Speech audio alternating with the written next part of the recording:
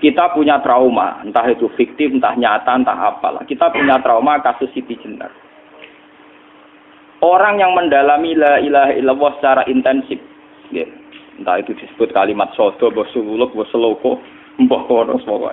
Orang yang memahami la ilaha illallah secara intensif, itu pasti menuju ilmu hakikat. Dan menuju ilmu hakikat pasti ngalami hakikat yang khoyali. Ini rungokno tenan iki. Hakikat yang nopo? Khoyali. Dan hakikat yang khoyali ini mulai menipu. Ya, kalau sudah begitu ruwet, misalnya ngeten nggih. Ketika kula maca nggih diskusi ini utai perdebatannya kali jago mbek Siti Jenar. Saat itu ada Sunan Bonang juga. Kamu sujud pakai apa kali jaga? Ya pakai jasad. Dari Siti Jenar. Daging kamu itu hanya onggokan daging. Nanti itu jadi bangkai. Dan setelah jadi bangkai itu habis. Kamu nanti ditulis Tuhan tidak termasuk yang sujud. Kebuat yang mbok sujud itu bentek. Mikir kan juga. Rugi ke sujud mbek bathuk mbek tangan. Jasad tem sampean iku entek. Ora ana sing crita kowe nak sujud mergo jasad itu mok sampean dadi bang. Lah nak ngono sujud ning hakikat ora usah bathuk, ora usah tangan, ora usah sikil, yo rohem iku lho kon sujud mbek pangeran. Nak sujud mbek fisik ku rugi wong fisik sampean. Mikir kali. Wong bolak-balik kali Joko mantan wali preman terus jadi debat pusing. Siti Jenar tahu belajar tak tahu meneng Irak. Yang jelas yang mulang gak sadar ora menangi. Wah, uang ini menjadi perdebatan. Sehingga keyakinannya kayak Siti Jenar, la ilaha illallah itu ya wahdatul wujud itu innalillahi wa inna ilaihi. Selama ini kalau orang syariat misalnya, orang syariat itu kalau ada orang mati, misalnya Kak Ruhin mati, ini aku kan muni innalillahi wa inna ilaihi raji'un, saiki Ruhin wis mati. Mati itu balik ning pengen. Itu cara wong hakikat kan salah besar. Orang mati itu tidak ada. Cara ilmu hakikat dan orang mati itu tidak ada. Roh ini tersiksa di alam fisik. Jadi ruh-ruh ini tersiksa di alam fisik. Karena ketemu ning jasate ruh. Tersiksa dulu. Akhire wae mangane kudu kerja piring Jepang tersiksa roh. Asal roti memang tersiksa. Misalnya kiai pemangan adalah kudu pidato 2 jam bareng tersiksa. Roh kenapa? Tersiksa. Mergo roh ora butuh mangan, ora butuh ngombe, tapi gara-gara melok fisik. Paham ya? Lho ini tenang ilmu warai ya bener. Lah kula boten. Sampeyan betul lho guru waras maksudnya nggih. Artinya waras secara akademik karena ada referensi, ada marojek nggih. Waras secara hakikat. Kula niku umpama rasake sampeyan wis ilmu hakikat. Artinya saya juga ngalami ilmu hakikat. Lan ketika sing aran hikam wong ora tau muka safar ora dadi ulama. Wis entah sekian detik ulama itu harus pernah muka safar. Biar merasakan ilmu napa? Ada. Tapi ilmu hakikat itu bisa dilogika kan sebelum sampean sampai secara musyahadah. Paling enggak bisa sampai secara logika. Manusia itu mulai Nabi Adam sampai sekarang itu kan punya roh dan roh itu tidak makhluk. Dia roh itu tidak makhluk. Ketika roh itu diletakkan di jasad dia itu tersiksa. Karena ketika dia ke jasad fisik namanya mengalami keterpisahan dengan yang abadi. Dia ini ning jasad fisik tersiksa. Karena dia harus di alam yang kasat mata, alam mulki. Tersiksa. Ketika dia tersiksa, melok ruhin, akhirnya dia mangane kangelan, akhirnya lesu mangan. Padahal roh gak butuh mangan, perlu dicatat roh gak butuh. Ya ora butuh gunung kidul barang, kan roh ora butuh rapi. Paham kan? Ya ora butuh putus cinta, ora butuh pegatan, ora butuh macam-macam. Paham? Tapi karena dia nemplek jasad sing butuh mangan, butuh rabi, butuh wedoan macam-macam. Akhirnya roh tersiksa. Suatu saat kalau roh ini dalam bahasa manusia mati, ini dalam bahasa manusia mati. Ini hakikatnya roh itu tidak mati, dia kembali ke habitatnya. Ini disebut innalillah. Kita ini dari awal ya dengan Allah. Wa inna ilaihi juga kemudian nanti kita pasti kembali ke Allah. Dan itu diyakini betul oleh orang wahdatul wujud. Jadi kalau roh mati itu ya tidak ada mati. Roh sekarang itu kembali karena sudah lama mengalami keterpisahan mergo melok fisik-fisik dan ono kerja dasinan, ono nggo proposal ruwet roh melok. Paham itu? Kita di roh itu napa melok roh? Lah roh ya tersiksa ngaku ora butuh mangan, ora butuh proposal bocah ngalor. Itu tersiksa. Makanya dalam cerita-cerita Jalaluddin Rumi yang otentik di kitab-kitab begitu. Ketika beliau mau meninggal, muridnya itu nangis. Dari Jalaluddin Rumi, kamu jangan nangisi saya ini mau pesta perkawinan. Kamu tidak merasakan penyesalan saya ini lama menyesal karena harus hidup bersama kamu. Terus saya ini tersiksa karena ngalami alam yang rusak, yang fana. Alam yang fana. Harusnya roh saya itu di alam abadi, bukan di sini. Maka jangan tangisi kematian saya. Kematian saya adalah kembalinya roh ke habitatnya. Semenjak itu kematian dianggap malam perkawinan karena roh kembali. Walhasil ngono iku cara ilmu tasawuf bahasa Arab jenenge wahdatul wujud, kena Jawa Yogyakarta Solo keadaan iku jenenge manunggaling kawula. Mergo sing rawan ngono rugen lho, Pak. Nek iki tak terangno detail.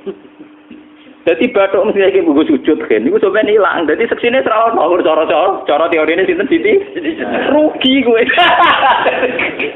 Bukan jadi ya kentur. Kali coba mantan preman jak debat terus kowe ora ngono mbok terus tak pateni kowe. Lah debat iki ora iso. Premane kumat. Ya sam preman jak debat ilmi. Ngono ku model. Kali Joko yo ora salah. Dhisik Dina Umar nggih ngoten. Soal Umar sahabat top. Lah sik debat atau milih tak patenane ya Rasulullah. Gak iso dene cek ilmiah. Mantar preman pasar rukat terus jadi sahabat top. Debat yang milih mate. Ada wonten cerita wong Yahudi njaluk keputusan Nabi. Bareng wis diputusno Nabi cek mamang. Ndak tenang keputusane ngono dalam sengketa duniawi. Bariku takok ya Ali. Ya Ali, aku mau sowan ning Nabi Muhammad. Dikai keputusan tapi mamang cara kowe pilih. Sampai Ali dikai keputusan persis kanjeng Nabi. Cek mamang meneh takok Umar. Takok Umar aku mau sing Muhammad, ning Ali dikai keputusan kok mamang, Mar. Cara kowe piye? Urusan duit. Enteni itu. Entah dia melepuh buat apa? Uang diputus Nabi ora marah. Buat mati. Gawe. Mereka mantan apa? Cara mantan intelektual kan ya wajar wong Yahudi kok percaya Nabi. Kan bareng cara Ali wis gak percaya wis kandhani. Ora mesti cara Ali tenan. Lah ora bapatene. Ya wajar wong Yahudi kok percaya Nabi, nek percaya ora situ Yahudi Muslim. Lah Ali situ Gus Dur. Are Gus Dur beda piye tenang. Ali nyen ngoten watake ngoten. Nasibe padha. Ali itu ilmuwan yang jadi presiden gak sukses. Sing niru Gus Dur. Mergo ning dinggo nek wong pinter mimpin ra sukses. Wong pinter gampang maklumi. Lah misalnya kita dadi kiai wong pinter. Pak Yai santrine pacaran. Maksud jangan ana cerita wedok. Wae ruwet. Terus malah dalil dinalina subuh syahwat minan.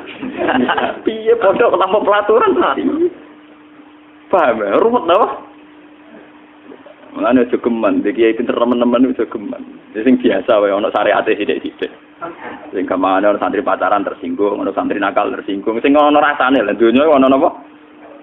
Dadi nek guru kula nu urusan ilmu semi hakikat. Mulane mon nggih. Sehingga kayak Siti Jenar, cara pandang Siti Jenar itu masuk betul ning gone pemikiran para santrinya. Kados Ki Ageng Pengging siapa masuk betul karena masuk akal. Cara mereka napa? Betapa tidak ada artinya fisik ini. Nah, kalau semua fisik ini tidak ada artinya, kemudian yang ada artinya itu roh, perjalanan apa? Perjalanan roh, sehingga diartikan inna lillah wa inna ilaihi raji'un. Inna sholati wa nusuki wa mahyaya wa mamati ku lillah. Lah kemudian sekarang sampean tak tanya misalnya, ini latihan ilmu hakikat. Wa mahyaya lan penguripan ingsun. Kalau ingsun itu artinya fisik atau jasad, itu keliru besar karena jasad tidak pernah hidup. Yang hidup itu roh. Paham ya? Sekarang artinya wa mamati itu apa? Kematian ingsun. Kalau roh itu tidak pernah mati, berarti kematian roh adalah keterpisahan dengan yang agung atau yang abadi. Dan semuanya itu lillahi rabbil alamin. Sehingga mereka mengatakan kematian itu satu pesta. Mulane kados Bilal ditakoki, ya Bilal, ketika murid-muridnya nangis bergape mati, Bilal ge seneng ae. Godan nalqal ahibbah Muhammad dan wa hisbah. Ya anak mati malah seneng tuh ketemu kekasihku. Sebab itu kematian tidak pernah jadi problem bagi mereka sing soleh. sing menembus ilmu hakikat. Paham? Tapi ilmu hakikat kayak ini itu yang diyakini Siti Jenar, diyakini Jalaluddin Rumi, diyakini para wali-wali wahdatul wujud. Dulu Syekh Husain sinten Al-Halal. Itu kemudian melahirkan prahara syariat. Prahara apa? Syariat. Sebab itu Wali Songo, oke Siti Jenar benar dalam filosofinya, tapi harus dibunuh. Karena menjadi prahara syariat. Sama dengan yang dikatakan Nabi itu benar, tapi menjadi prahara syariat. Akhirnya disomasi oleh Umar radhiyallahu anhu. Jadi sebetulnya sama, pola-pola ceritanya sama. Intinya sebuah ilmu hakikat harus dikawal napa? Syariat. Nggih kula bolak-balik, contoh paling gampang wit pisang. Wong nak mangan gedang kulitnya tetap dibuang. Tapi umpama gedang dari awal ora usah kulit, ra sido dadi gedang. Paham nggih? Meskipun kon ape dipangan ya dibuang. Tapi kita tidak bisa membayangkan pisang dari awal tanpa napa? Mbah kekeringan, mbah bosok, mbah ra sido dadi napa? Pisang. Terus pentingnya syariat lagi begini, gitu. Mulane penting ngaji wali-wali syariat sing pinter kados Sunan Kudus, kados Sunan Bonang. Andai kan tidak ada syariat itu dunia pun mesti rusak. Contoh paling gampang masalah pornografi, porno aksi. Jadi jelas ada omongi ngono ibu ngakak-ngakak deh. Dari pangeran wis pirsa, kowe nek klambi pangeran ora tem ora ya ora usah klambenan. Wong ora ana gunane.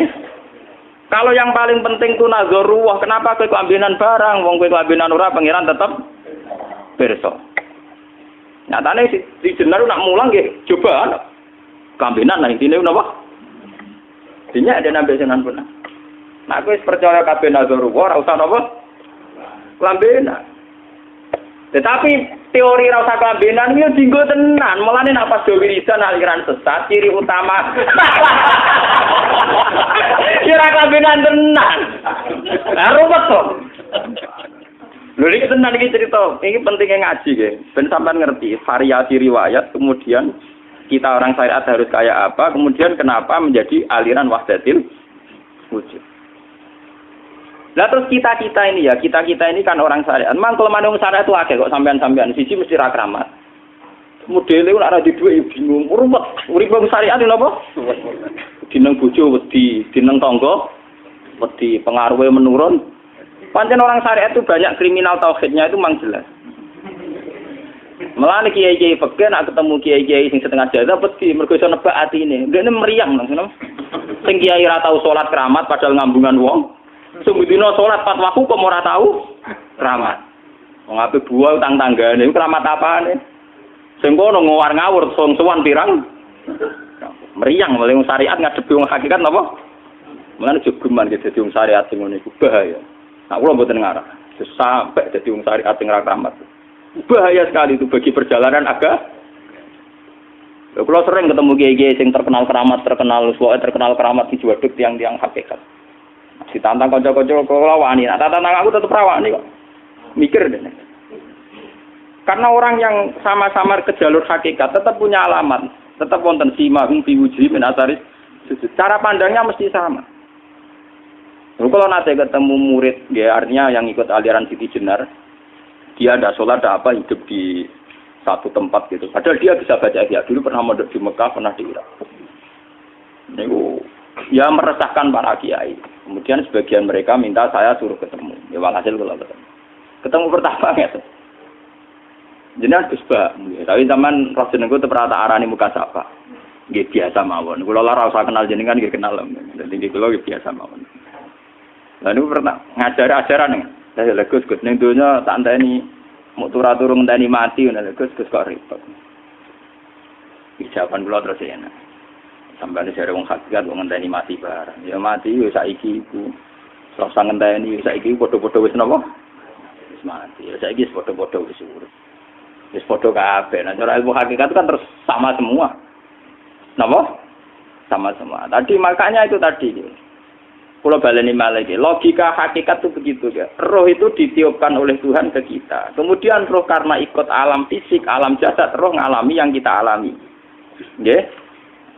Ketika roh ngalami yang kita alami dia tersiksa.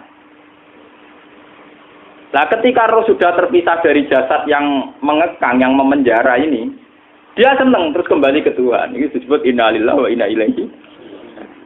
Lah jasad ini kemudian menurut ilmu hakikat enggak ada gunanya sama sekali total. hilang ditelan tanah.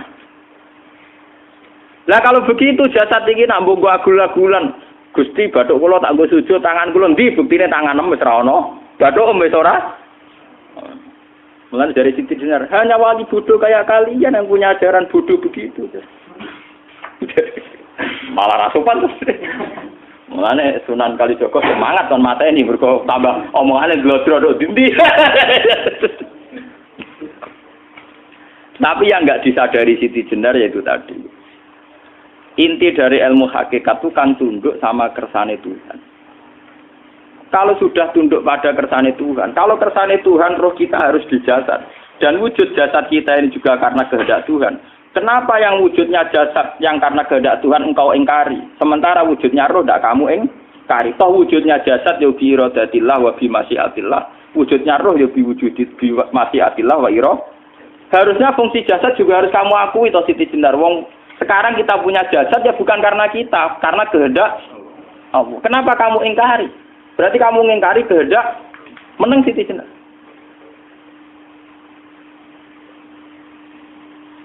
Makanya hakikat yang pertama saya itu pasti khayal. Lah Siti Jenar itu hakikatnya baru yang sampai khayal itu. Sehingga dia tersesat. Sebetulnya kalau sudah hakikat beneran itu tidak perlu khayal begitu. Artinya tidak perlu khayal jasad kita sing senajan ora ana gunane ini. Tetap ya wae wujudnya karena kehendak Allah. Juga kita harus terima. Apapun kekurangannya, apapun kenaifannya, ironisnya harus kita terima. Ini sebagai bentuk penerimaan kita pada masyiatil. Begitu juga keadaan roh kita sebagai penerimaan atas masyiatil. Meskipun ada teori-teori roh yang lebih valid. Lebih valid misalnya begini. Kanjeng Nabi itu suatu saat ininya terputus karena perang Uhud. Itu Kanjeng Nabi dia dolanan drijine ini. Napa jari jemari ini Nabi putus. Dia dolanan. Jadi Nabi sendiri kadang sering ngajarkan ilmu hakikat. Hal lagi illa usbun udmiyat wa fi sabilillahi ma lafitu. Kowe ora trimo fisik, bentuk fisik jari jemari sing ditetir berdarah. Tapi nak kue fisabilillah ayo wis balik ning habitatem. Sehingga kenapa para sahabat itu ketika dicincang, ketika putus tangannya, putus kakinya, sahabat yang usul ke ilmu hakikat itu malah senang. Karena jasad kita ini kan ila sabilillah menuju jalan Tuhan. Sekali dia sudah terluka fisabilillah itu sudah menemukan formatnya. Cara teori Cina sudah menemukan formasinya. Paham gitu? Orang kok malah ngeluh itu berarti goblok kok ngeluh. Paham tak? Paham kenapa? Jadi, makanya Nabi ngertikan, ya itu sudah ketemu formatnya. Ketika rohnya para syuhada nanti kembali ke Tuhan, ya ketemu formatnya lagi. Itu disebut wala taqulu lima yuqtalu fi sabilillahi amma. Dia tidak mati sesuai formasi awal, yaitu roh kembali ke Tuhan dan jasad ikut mengawal. Nah itu Nabi kadang ya pakai ilmu hakikat begitu. Mulane kula bolak-balik matur, kula niku nggih mulai umur 20 tahun napa pinten. Kula asline nggih gadah penyakit dan ekstrim penyakit saya. Sampai saat ini kula nak ngobatno ndak lebih 50% nggih karena saya tetap berpikir. Misalnya cara syariat kan berubah, tapi cara hakikat apa betul keberadaan saya di alam ini penting. Sehingga aku kepengen urip tak bela-belani ngantek atusan juta. Jangan-jangan penting mati ikuti bang urip. Lah nak ngono lha apa tak bela-belani? Entek atusan juta. Jadi misalnya kita berobat ya mau, ya cari nabi kan berobat ya berobat. Pokoknya kita Islam nggak sih mau geruda-gerudu kadang orang paham. Sekali kamu mengamati dengan sisi hakikat, coba sekarang sampean pikir, coba sekarang nggak pakai logika hakikat, pakai logika syariat saja. Saya ini misalnya asetnya 10 juta, misalnya, saya punya aset 10 juta. Tapi misalnya aku rugi nawar atau dipengaruhi di masa depan sama nih, kalau pulau kan soalnya cara teori di masa. Misalnya kulo ruhin, artinya kere di duit 10 juta aset. Tujuan saya sembuh kan supaya aku iso sembuh sehat, engkau iso kerja untuk anak. Tapi karena saya sakit nanti operasi tidak 10 juta. Operasi tidak 10 juta. Wong aku repair mesti iso marisi anak. Apa meneh nak duit 10 juta tak ada gue berobat malah jelas ra iso marisi. Lah nak ngono penting matiku ya dibanding 10 juta. Karwan iso diwaris langsung. Sementara anak aku mari dibiayai 10 juta, rong mesti mari 10 juta mesti entek.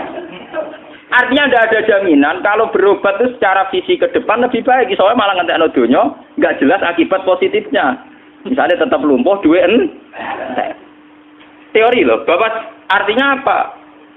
Teori hakikat tetap lebih benar bahwa hidup itu tidak ada artinya. Semua itu tidak ada artinya. Berobat apa enggak berobat semuanya tidak ada arti. Teori loh gini. Sehingga kalau kita tengah-tengah aja tengah-tengah kasus kula misalnya lara nggih berobat. Gusti separuh kalau ngelakoni syariat, tapi sebagai kalau ulama fikih, separuh kalau lakoni apa?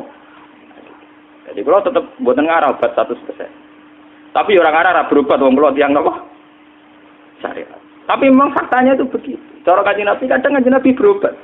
Kadang Kanjeng Nabi wis nikine tercincang dige guyonan. Wahal lagi illa usbuun udwiyat. Ora apa driji sing gak melok-melok. Nah, bukti bahwa jasad ini begitu tidak penting. Kayak Sayyid Hamzah. Menurut Sayyid Hamzah nganggep wahyu bentone ra karuan. Kalau teori Siti Jenar itu benar, teori Jalaluddin Rumi benar. Benar teorinya lho, ora kok ra salate lho nggih. Maksudnya kok nganut ra salate.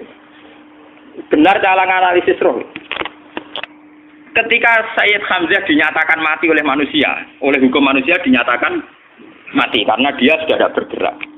Dalam teori hakikat kan rohnya Sayyid Hamzah sudah fi khawasili tuyurin khudrin. Rohnya sudah diambil Tuhan, tidak mati. Paham ya? Ketika rohnya Sayyid Hamzah sudah diambil, jasad ini sudah tidak punya rasa. Sekarang secara syariat kasat mata kita tahu, wong jasad nak diinfus, di sayat-sayat dioperasi ora kroso. Apa meneh saiki ruhe wis bisa. Lah ya jasad itu cek gampange, dioperasi dibius saja terus tidak kerasa. Apalagi rohnya sudah diambil. Nah saiki bayangkan, ketika Sayyid Hamzah itu sudah di atas, niku kira-kira delok wahsi ra wong bentuk. Lho wong kok baca igabus. Ketika jasad benar-benar tidak penting, kemudian jasadnya Sayyid Hamzah kan dicincang oleh wahsi. Ketika rohnya sudah diambil kan Hamzah tidak merasakan. Berarti Sayyid Hamzah guyu-guyu wahsi. Wahsi cek bentuk nih gabus dicincang. Paham ya? Lho niki tenan. Artinya ketika pandangan manusia iba kepada Sayyid Hamzah karena dicincang, dimutilasi oleh wahsi. Wahsi tidak mengalami Pak Sinten, Sayyid Hamzah tidak mengalami apa-apa karena rohnya sudah bersama Tuhan. Dan iso wae Sayyid Hamzah malah guyu-guyu wahsi. Cek gobloke. Gabus kok dicincang. Lah nak ngono rak mirip, makanya nggih. Dalam hal ini itu dalam teori roh itu sebetulnya Siti Jenar tidak sesat dalam teori roh. Tapi jangan katakan itu penemuannya Siti Jenar. Siti Jenar itu terlambat. Sebelum itu ada Husain Al-Khallas, sebelum itu ada Jalaluddin Rumi. Sebelum itu juga ada sahabat, ada nabi. Cuma cara aplikasinya Siti Jenar melenceng. Jadi jangan katakan kok tak kampus-kampus, iku pendapat Siti Jenar itu malah goblok meneng. Siti Jenar iku wis anut, paham nggih maksud apa? Wis anut. Nah, teori yang sama terjadi pada Yesus Kristus. Ketika Yesus misalnya secara lahir dicincang, dimutilasi, diapakan oleh orang Yahudi. Sebetulnya rohnya dia sudah bersama Tuhan, kembali ke Tuhan Bapa, nah cara Kristen. Nah cara Islam ya balik ning pangeran. Andaikan itu iya, itu ya tidak ada masalah karena hakikatnya dia tidak dicincang, tidak dibunuh. Andaikan iya lah, tentu menurut Islam yang dibunuh Yudas atau siapa itu yang masuk bialah. Tapi sama sebetulnya teorinya sama. Kalaupun iya tidak ada masalah. Oke, kalau misalnya Nabi Isa karena ada kontroversi menyangkut dia atau Yudas. Sekarang yang Zakaria dan ya Zakaria Yahya itu dicincang betul oleh orang Yahudi, matinya dimutilasi. Tapi dia tidak apa-apa. Karena ketika beliau dicincang, rohnya sudah diambil. Ini rumah tenan kan, ben kira untuk kendel mati paham kan ya. Jadi maksudnya ini kalau ajari, nak mati itu tidak problem. Ini kalau urip mesti loh. Nah ini bersamaan paham ya. Kaitan la ilaha illallah ini nanti semuanya sama kaitan sama apa? La ilaha illallah. Ini nanti ujungnya sama dengan la ilaha illallah. Begitu juga seterusnya. Misalnya Yahya kalian sinten? Zakaria. Ketika Tuhan ditanya, jadi tenggene alam malakut pengiran ditakok, ya Allah, Yahya dan Zakaria itu kan hamba pilihan engkau. Ketika dicincang kok jenengan biarkan. Endi Yahya Zakaria dicincang? Aku iku ora goblok dari pengiran. Sedurunge dekne dicincang jasate ruhe tak jupuk. Dadi dekne ora krasa blas. Begitu juga ning tafsir-tafsir sampean lihat wa Maryama Sayyidah Maryam yang istrinya Fir'aun. Itu kan dia iman sama Nabi Musa. Asiyah imro'ati napa? Fir'aun. Asiyah imro'ati Fir'aun, ya. Itu kan dihukum oleh Fir'aun. Ketika mau ditumpaki napa batu besar, iku Allah ketika di pangeran, ya malaikat maut, cepat ambil rohnya sebelum dihunjami batu besar. Terus rohnya diambil. Sebab itu dalam hukum Tuhan, Tuhan itu tidak merasa bahwa Tuhan membiarkan Asiyah, membiarkan Hamzah, membiarkan Yahya, membiarkan Zakaria. Dalam hukum Tuhan semua orang ini roh-roh terhormat. Akhirnya nak anggo teori iki sing nyincang malah goblok, wong gabus goblok cincang ngono lho. Nah anggo teori iki malah berbalik, sing goblok sing nyincang. Paham? Yo ora kok sesuai sampean kiaskan saja. Wong dibius wae disayat-sayat gak krasa. Kaya apa nak ruhe bener-bener wis tercabut terpisah. Rasane ning ndi? Itu disebut wala taqulu lima yuqtalu fi sabilillah napa? Lah kemudian roh ini kemana? Nah, roh itu sudah menyatu dengan kalimat tauhid. Mesti roh itu bersaksi la ilaha illallah. Itu sing disebut ning alam roh ketika Allah tanya alastu bi rabbikum mesti qalu bala. Mesti mereka jawabnya napa? Bala. Karena alam roh tentu lebih mudah bersaksi akan keberhadiran dan keeksistensi Tuhan Allah Subhanahu wa taala.